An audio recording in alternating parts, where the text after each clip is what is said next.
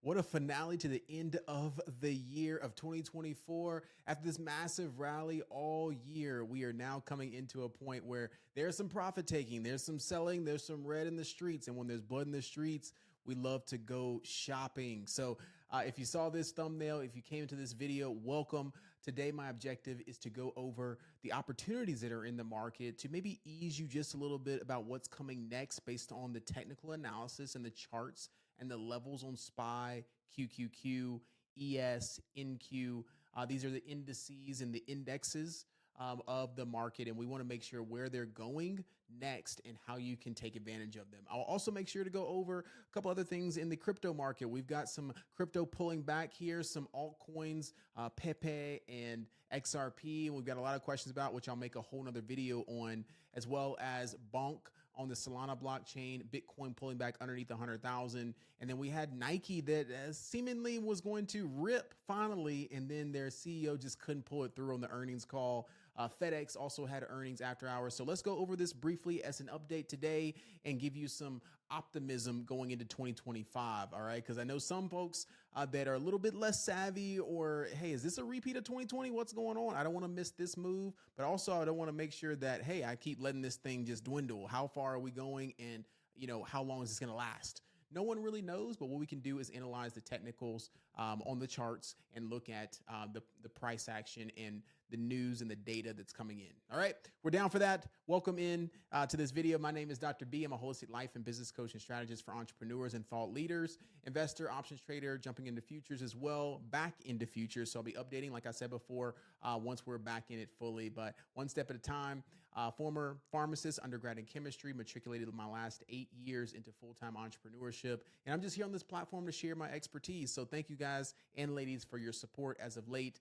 Jumping into our Discord, which I'll jump into next. Leverage University is where we have our life, our business, our entrepreneurial, our professionals, our thought leaders that are jumping into a community to look to leverage their life and their overall financial situation, connect with high-level thought leaders, and then ultimately learn this skill set of investing into the stock market and the financial markets in general. All right, let's jump into it and get off of my soapbox. All right. Here is our latest news. Trump transfers all of his DJT shares to his revocable trust. All right, I'm not going to even go over DJT. In my opinion, that was more of a pump and dump. And, if you hold it, if you trade it, that's cool. That is not what we're here to do necessarily. But if you're more savvy in investing, or the trading side of things, you can make money back and forth. So just that. But the big news, a couple of things. Trump-backed bill to avert government shutdown fails. So we've been on this verge of this government shutdown. Trump and the Republican Party have been trying to put in this bill that is supposed to, inject some money, and there was some, hidden agendas in the bill. I'm not going to go into the full bill analysis on this particular video because I want to be short and sweet and keep it very simplistic, especially for my beginners. Not to get into the weeds of things. We just need to know how to react to this, and that's why I love the technicals or the charts, okay? We can see here that the futures market is down across the board after that news. And a lot of folks didn't even know that was coming out today. It shocked a lot of folks. Like, wait a minute, we already got bill stuff going on. We got Musk as the vice president. Like, what's going on here? Right? This is a political discussion, but it's just to update everybody about this transfer of power it's already coming into play here, leading to the inauguration next month. All right. Nike CEO outlines new strategy after retailer blames promotions for declining revenue and profit. All right. So it's very interesting that we got a new CEO with Nike. They had good earnings, and then they just couldn't pull it through with their earnings call. So Nike, in my opinion, still in a buy zone. It may come lower into the 60s. Right now it's sitting at 75 after hours. It popped up to 86. So look out for Nike pulling a little bit lower in my belief, based on the technicals, right around $60 to $65 if it breaks underneath 70. Okay, so watch 70. If it breaks underneath 70, I believe that is a pickup zone, in my opinion. Okay, not financial advice, but just look in that area between $65 and $75 for Nike to retrace back to its first target of ultimately 90 and then above 100 again.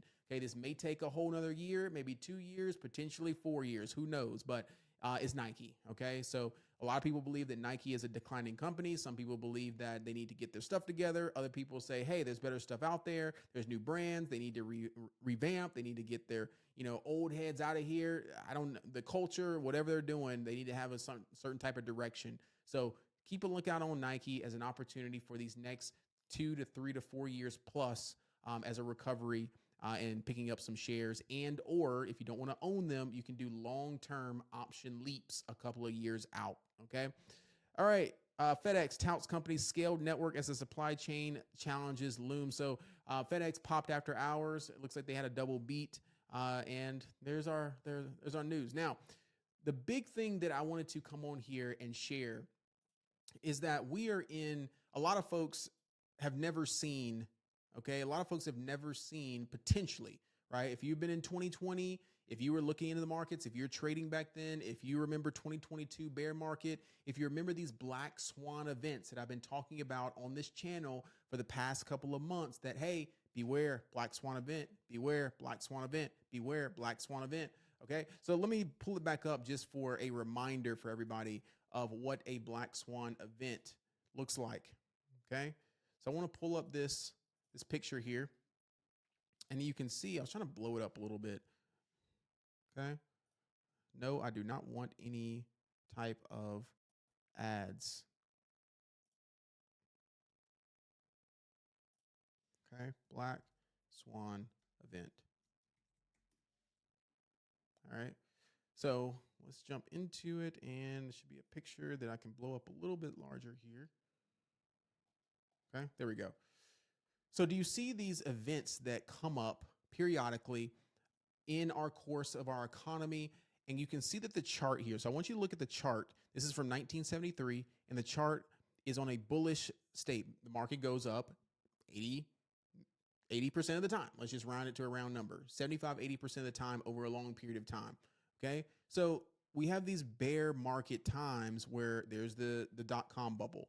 Okay. We pop back up and have a nice run for about 4 to 5 years. We pop down for 2008 in the housing market crash. And we go on a tremendous run from really the housing market crash, where people began talking about this wealth gap that was created with this housing market crash, where a lot of money was transferred and people started building their wealth significantly from the early 2000s, 2008, 2009 into that 2016 timeframe when Trump was elected for the first time.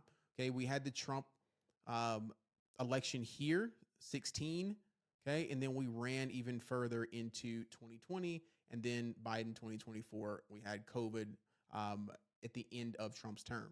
So do you see how these black swan events kind of come out of nowhere? Either they're massive or there's little mini, black swan flash crashes. Okay. Now we're still in an overall bull market. However, the trend is changing. Trending is changing pretty dramatically, heading into another major event, i.e. the transfer of power, the inauguration, and the typically seasonality shows us that this Santa Claus rally, for those of you that watched my last video, a couple of videos ago about the Santa Claus rally, this is typically a time where the market gets balled up into Christmas. So I've got my head on a swivel with 2 opportunities in play. So there's a black swan event. We're in extreme fear. If you've been following me for a while or inside of Leverage University, remember, extreme fear is a time where you want to go shopping, right? It's not a time to say, man, like, is it going to keep tanking? The market does not. It seems in the short term, right? This is where we were in 2020.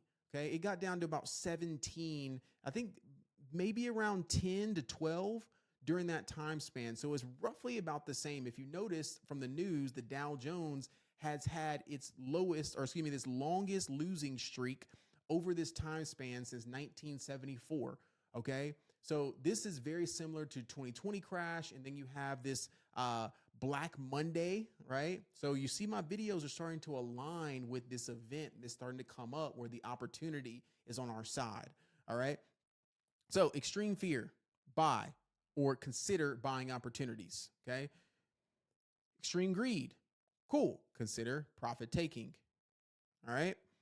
So here we go.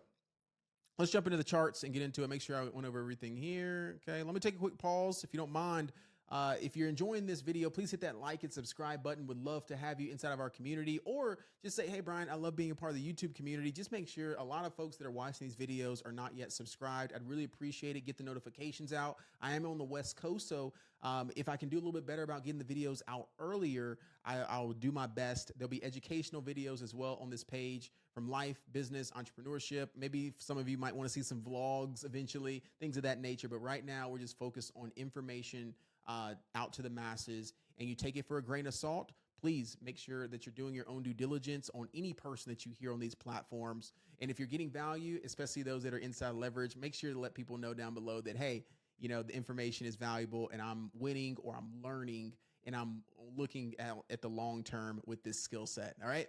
So Leverage University, you can join there. Links will be down in the description. We'd love to have you. All right, let's jump into the charts. Okay. And I want to go over a couple. This is going to be a long around all my watch list here. I'm going to tell you about some sectors to be attentive to. Okay. So first of all, we want to notice SPY here. So SPY, I want you to take a look up at the top left of my screen here, that after that news that the bill was not passed, okay, the market did not react positively to that. And we broke underneath my 585 support. Now we're a little bit oversold, okay, on our RSI, right, on a 4-hour time frame. So I want to be mindful that we've got PCE data tomorrow, personal consumption expenditure data, another inflationary report about our consumer spending, right? How those things are doing, our gas, our groceries, things that your rent, your utilities, like how are those things doing? Personal consumption, how is that doing overall? Okay. So I still want to be mindful that there's a lot of selling pressure here, and we have lost my support of about 585, 586. Now, if I'm looking at this chart, I'm looking at two things. I'm looking at an oversold level here. So I want to be cautious that when we're in oversold levels, very similarly to when we're in overbought levels. Okay. Remember this 609, I said it's overbought. So it's a little bit too many cooks in the kitchen on our relative strength index. Okay. Then we're going to potentially have some selling coming in soon. And there's that drop.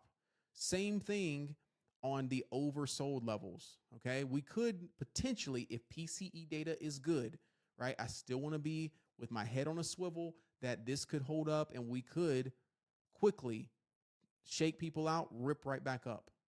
Okay. Very similar to what happened here after hours. Okay.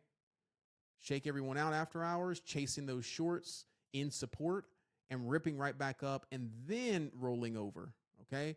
So be mindful of that is a possibility. Okay. You see that the moving averages are all the way back up here at 600. I'm not expecting that buyers want to step in front of this selling pressure too much, but I still have my eyes out for these higher levels of resistance right around this 595, 594 level. Okay. This previous support, let me bring down this RSI, right? This previous support right here that I'm looking at, right? A lot of action here about 594. And you see there that it tried to touch back up to it today. So this could just continue, right? People might say, hey, I'm done. I'm just going to wait for a buying opportunity lower. Let me step out of the way of all these sellers and just keep going. Okay. So be on watch for that tomorrow with PCE data. Okay. PCE data. And we can see if we zoom out, I've got a couple of gap fills here. If I turn off after hours, I've got some gaps that were created in SPY.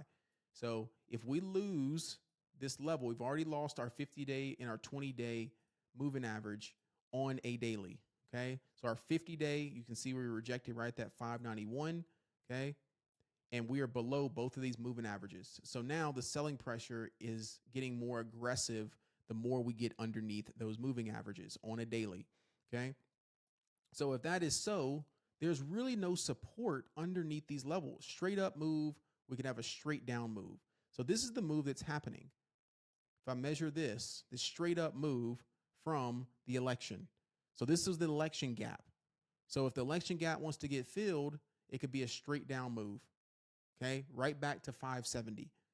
Okay. So we want to watch out for that tomorrow. That does tomorrow have another massive leg down that measures this leg. If I measure that move, come down here, measure that move. You see how a measured leg can just continue with how much that fell. Okay. So watch out for that tomorrow. If we do get, you're more than welcome confidently to enter into some puts, right? I would put, all puns intended, I would place your puts for expirations next week. Okay. Tomorrow is OPEX, OPEX, options expiration date. It happens every third Friday of the month. And all that means is that there's going to be some funny action happening on those contracts potentially. And you do not want to be stuck in a 0-day expiration when you're looking to make a massive move. Okay. If you do decide to do that, you're more experienced. I have done, and I do 0-day expirations, but I typically go lighter size and just let that runner run. Okay. Let that contract, if you get into 3, 5, whatever your size position is that you enjoy of contracts and position size, great. That's fine. Let that runner run in light size and let it do what it do. All right. Other than that, give yourself some breathing room by choosing either Tuesday or next Friday contracts. Give yourself some time. You can go further out until next week. So I would look at SPY and come all the way out until potentially next Friday. I know they're a little bit pricey, but if we do see SPY coming down to that 570 level, look how much interest is on that 570 and potentially 565 on the put side. Even 580s potentially there. All right. So I know they're a little bit pricey, so that's why I'm looking at potentially Tuesday or Wednesday. Okay. So you can give it some time and look at some of those. Tuesday might be a little bit better potentially on, and that's December. That's Christmas Eve. So yeah. I'd want to be out of everything. Okay. People are offloading before Christmas. So I would maybe look at the 23rd contracts before Christmas Eve and look at those as day trading them and see if you can get some movement potentially on some of these. Okay. So watch out for those. Now, do you see the interest that's on the upside? We could have a Santa Claus rally and we could sell today and the dip gets bought up, leading into Christmas and the end of the year, and we run all next week. All right. So be mindful of that is still a possibility. So 2 strategies: you can trade the puts down for a short period of time, or if you see some selling coming even further, you could get just ready to buy the dip. Okay, it will be extremely oversold at that point. You can buy the dip and you can get ready for calls or shares or whatnot for a rally right back up into potentially leading up into the inauguration and further. All right. However, just be mindful. We have changed trend. We're now back below the moving average. You can see here that we were hovering above, hovering above, hovering above. The move looks very similar to this flash crash, right? Do you see how we got very drastic? And then it started to retrace back up to the moving averages and started to reclaim them. And then we're going higher. So what if this does happen? We flash crash into there and then we reclaim and get back up above the moving averages and go higher like that. Okay, that is a possibility. So we're on a teeter-totter. All right, there's SPY. There's your levels. Look out for 586. See if that recovers and get back above. We really need to reclaim 594 for SPY to really kind of move all the way back up into 600 plus. All right. Other than that, use that as a rejection level. I'll go ahead and mark it here as a rejection level potentially. See if that falls below, and you can take it down and start trimming down into 580. If it breaks 580, we're coming lower. All right. QQQ. You can see QQQ is lagging behind a little bit. Is broken below this resistance of 515 that I had. It's coming down to this next level of 503, 505, which is right on that moving average right there. So 50-day moving average, you can see that the tech index has been strong. NASDAQ has been strong. Obviously, with all the tech names, the Magnificent Seven running into the end of the year, Tesla, Google, Apple, Microsoft, Meta, right? NVIDIA lagging behind a little bit, and I'll go into that next. All right, so look out for QQQ wanting to touch and tap that moving average there. If it gets below 510, you can look for puts down to about 505, and then if it gets aggressive, hey, just repeat of Wednesday. All right. Other than that, you need to reclaim back above this 20-day moving average, which would be roughly about 518, and ultimately back above 521. You need it to change direction confidently in this direction and start stair-stepping its way back up. Okay. However, it could still form a lower high. That's just very aggressive selling pressure. So even if it pops, right, sellers could still be present to take it down lower. All right. All right. IWM fading even more, profit taking. Use 221 as a level for IWM. Is broken back below all the moving averages here. It does have a little support right around 217 is what we were trading before, right in this area. Okay, 217 is a little bit of support for IWM. So if it, PCA data comes in, it could just sell into that gap fill back to 210. Everyone offloading before the Christmas holiday. All right, I don't blame them. Maybe someone's buying some Christmas gifts with all the profits they made. Hey, why not? Take some profits, lock them in, put them into real estate, get your tax benefits, whatever you're trying to do. Okay. All right. Let's jump into a couple of notable names here. Google. I love when things have gap fills. Okay. When they have gap fills below, meaning they have more room to run. Okay. If we have a direction and things have already kind of made their move, I'm like, hey, the move has already been made. I need to look elsewhere. Right. So Google has failed back below 190 and it's starting to fail back below this 187. If it gets back below 187, remember what I said, straight up move. Typically, there's no liquidity there other than a straight down move, okay?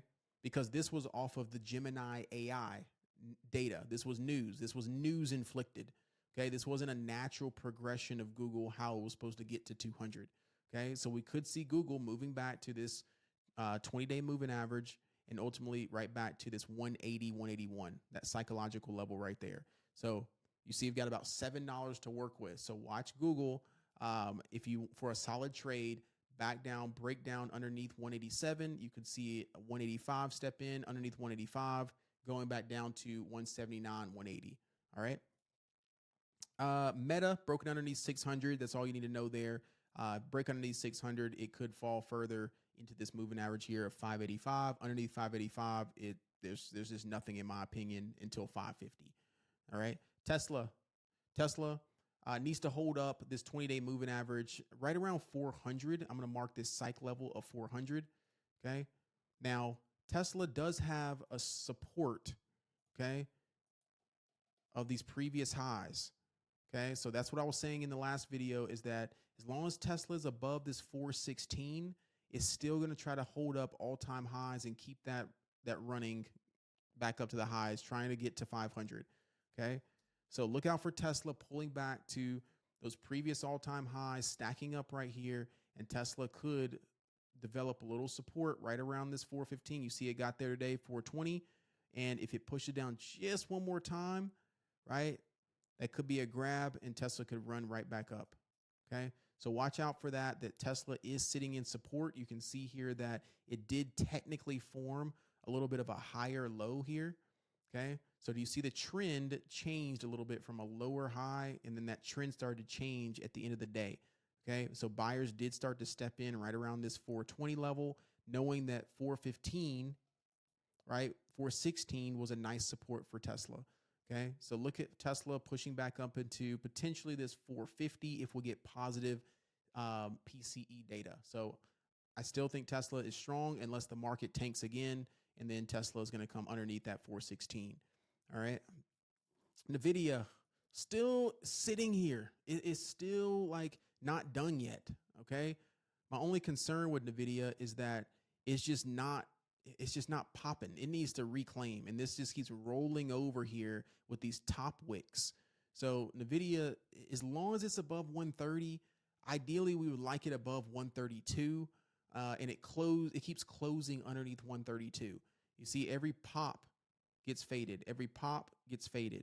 Okay. So NVIDIA at this point, in my opinion, I think it's a little bit more confirming that NVIDIA could have that leg down as we're seeing the semiconductor sector getting very weak, especially with AMD back underneath 120, the SMH, okay, the semiconductor ETF starting to get back underneath the moving averages. So we still want to watch out for the semiconductor sector, right? Trying to hold up its level. It's not done yet, but it's getting very close to getting back underneath this and start getting really aggressive back down. Okay, so watch the semiconductor sector and how it performs. If you see that SMH continue to sell and get back underneath this 234 level. Okay, now I am very bullish on semiconductors for 2025. Okay, so it is still in a buy zone. You can see here that is previous highs, support, support, support, support, support, right? And we've got a gap above. So that to me looks very similar to a nice bullish wedge, and it's just shaking folks out and consolidating. Okay, so keep your eye out for the semiconductors, as they are like little concerning. They're on sale.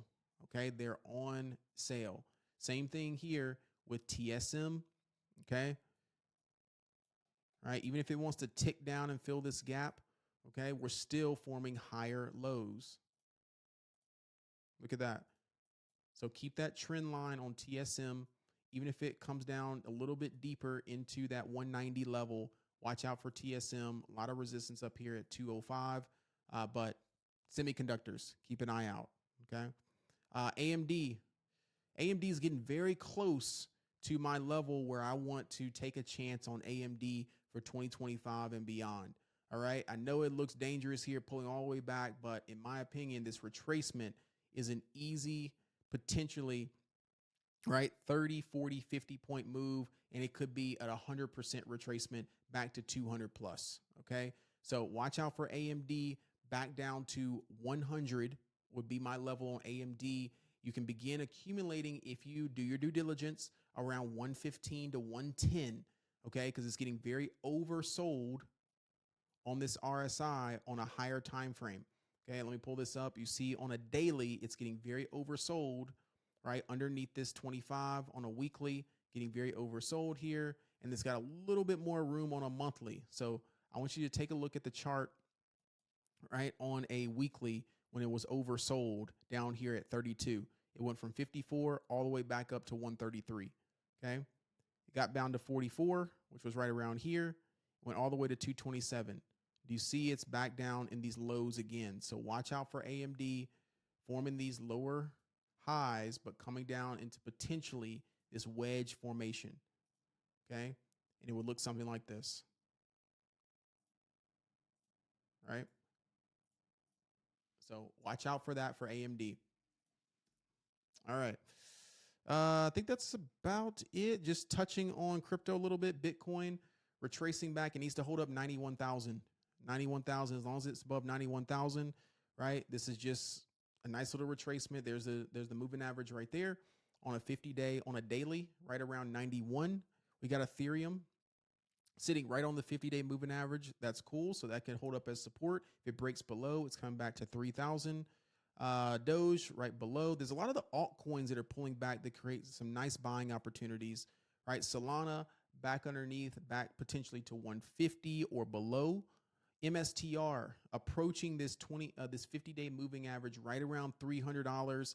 In my opinion, right, it's sitting right in support, but I would love for it to tick down a little bit more and go ahead and fill that gap, okay, on MSTR if possible. Okay, let me look at the RSI. It is overextended. However, on a 2-hour, getting into that oversold range. So it has a little bit more room to go potentially, which could fill that gap if the data presents itself tomorrow and we get a little quote unquote doomsday sale, and then the dip gets right back up around 275 to 300. Okay. But for right now, there's a lot of selling pressure on MSTR, and it is coming down, a lot of profit taking. And the last line of defense is that moving average right around 320. Okay. Approaching that 320, gets underneath that level. There's nothing but room. It's going to sell off. Okay. Coinbase, same thing. Same thing on Coinbase. Here's a daily on Coinbase base. It's coming into a nice level here.